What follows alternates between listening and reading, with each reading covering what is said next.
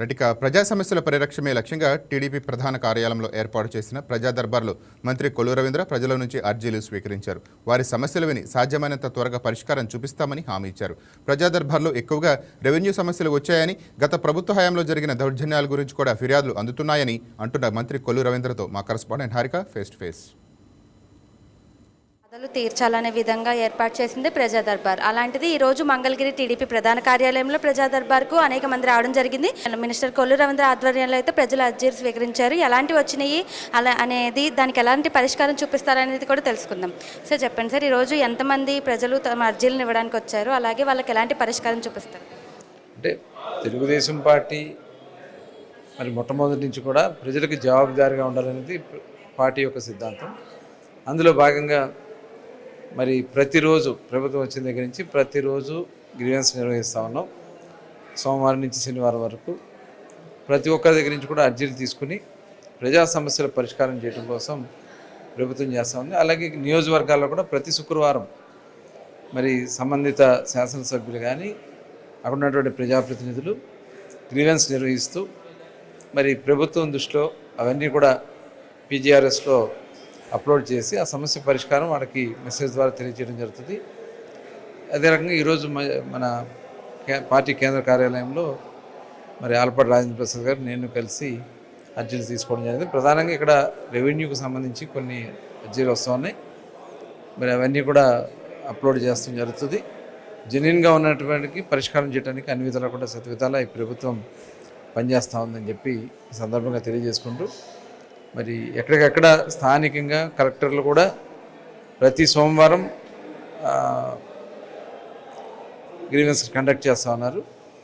అలాగే ప్రతి శుక్రవారం లోకల్లో శాసనసభ్యులు కానీ ప్రజాప్రతినిధులు కానీ కండక్ట్ చేస్తూ ఉన్నారు. పార్టీ ఆఫీసులో నిరంతరం ఈ కార్యక్రమం జరుగుతూ ఉంది. ఇది కూటమి ప్రభుత్వం యొక్క లక్ష్యం. ఎందుకంటే గత 5 సంవత్సరాల గవర్నమెంట్లో, జగన్మోహన్ రెడ్డి గవర్నమెంట్లో కనీసం ఎవరికెళ్ళి చెప్పుకోవాలో తెలియసే పరిస్థితి లేదు.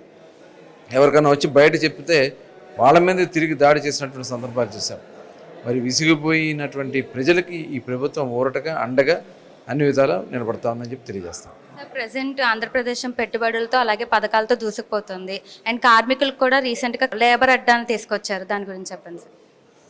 ఇవాళ ప్రభుత్వం యొక్క ఆలోచన 20 లక్షల ఉద్యోగాలు కల్పించాలనేది యువనాయకుడు నారా లోకేష్ గారు పాదయాత్ర సందర్భంగా చెప్పడం కానీ, ఎన్నికల ప్రచారంలో కూడా చంద్రబాబు నాయుడు గారు, పవన్ కళ్యాణ్ గారు కూడా చెప్పడం జరిగింది. ఇవాళ పెద్ద ఎత్తున పరిశ్రమలు వస్తూ ఉన్నాయి.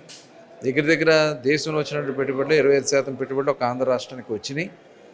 అలాగే ఈ పరిశ్రమల దగ్గర ఉన్నటువంటి కార్మికుల కోసం ఈ రకంగా ఒక లేబర్ అడ్డాలను ఏర్పాటు చేసి వాళ్ళకి అక్కడ స్కిల్ డెవలప్మెంట్ కూడా చేసి వాళ్ళకి ఫర్దర్గా ఇంకా ఎక్కువ ఎంప్లాయ్మెంట్ చేసుకోవడానికి వాళ్ళకి స్కిల్స్ ట్రైనింగ్స్ అన్నీ కూడా ఈ అడ్డాల ద్వారా చేయడం జరుగుతుంది. ఇది ప్రభుత్వం ఒక వినూత్నంగా ఆలోచిస్తున్నటువంటి ప్రభుత్వం. ముఖ్యమంత్రి గారు మొన్న ఒక 15 సెంటర్స్లో ఏర్పాటు చేయమని చెప్పడం జరిగింది. అవన్నీ కూడా ఏర్పాటు చేసి ముందు తీసుకెళ్ళడం మా యొక్క ప్రధాన లక్ష్యం. 20 లక్షల ఉద్యోగాల కల్పనే ముందుకెళ్ళాలనేది లక్ష్యం. సార్, ఇప్పుడు ఇతర రాష్ట్రాల్లో ఎలక్షన్స్ ముగిసింది కదా, బీజేపీ అలాగే ఎన్డీఏ కూడా బాగా విస్తరణ జరుగుతుంది, దాని గురించి ఖచ్చితంగా ఇవాళ ఎందుకంటే దేశం కోసం ఎవరు పనిచేస్తున్నారనేది ప్రజలు గమనిస్తూ ఉన్నారు. ఈరోజు నరేంద్ర మోడీ గారి నాయకత్వంలో ఇవాళ ప్రపంచంలోనే నెంబర్ 3గా మనం ఎదగబోతా ఉన్నాం. మరి అటువంటి పరిస్థితుల్లో మరి ప్రధానమంత్రి గారు చేస్తున్నటువంటి పరిపాలన ప్రక్షాళన కానీ ఇవన్నీ కూడా మరి ఇతర రాష్ట్రాల్లో మరి వాళ్ళందరూ విసిగి వేసారిపోయినారు. కాబట్టి మరి ఎన్డీఏ కూటమికి అందరూ కూడా సపోర్ట్ చేస్తూ ముందుకెళ్తా ఉన్నారు. ఇవాళ దేశాన్ని అన్ని విధాలా ముందుకు తీసుకెళ్లాలన్నది మన ప్రధానమంత్రి గారి లక్ష్యం. ఆ విధంగానే పనిచేస్తాం. సో చూశారు కదా, ఈరోజు ప్రజా దర్బార్లో ప్రజలు అర్జీలను స్వీకరించి వాళ్ళకి తగిన పరిష్కారం చూపిస్తామని కూడా చెప్పారు. అలాగే గత పాలనలో ప్రజలకి సమస్య వచ్చినప్పుడు ఎవరికి చెప్పాలో తెలియక చాలా ఇబ్బందులు పడ్డారని, ఈ ప్రభుత్వంలో అలా లేదు, నేరుగా వచ్చి ప్రజలు అర్జీలను తీసుకొని వాళ్ళకి తగిన పరిష్కారం చూపిస్తామని కూడా చెప్పారు.